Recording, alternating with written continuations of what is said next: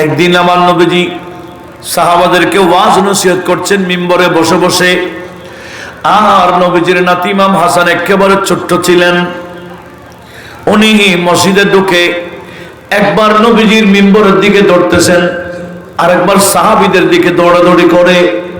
ছোট বাচ্চা তো, যখন এভাবে দৌড়াদৌড়ি করে নবীজি বললেন, নবীজি নিজেই মিম্বর থেকে নেমে সাহাবাদের থেকে আমার নবীজি নিজের নাতিকে কোলে নিয়ে আদর করে এনে মিম্বরে পাশে বসালেন। পাশে বসাইয়া সাহাবাদেরকে সামনে করে বললেন, হে আমার সাহাবারা, আমার এই নাতিকে দৌড়াদৌড়ি করতে দেখছো, পিচ্ছি বিদায়, বাচ্চা বিদায়, ইন্না হাযা ইবনি, আমার এই বেটা হাসান সাইয়্যিদুন, একদিন রাষ্ট্রপ্রধান হবেন, একদিন সরদার হবেন। লাআল্লাল্লাহ আইয়ুসলিহা বিহি বাইনা ফিয়াতাইন আযীমাতাইন মিনাল মুসলিমিন।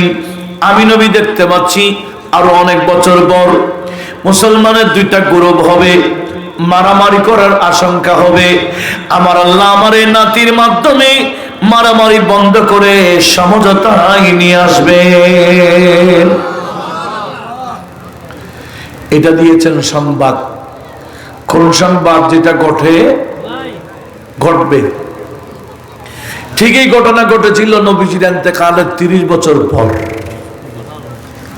কয়দিন পর? 30 বছর পরে ঘটনা ঘটেছে, তাও নবীজির ইন্তেকালের।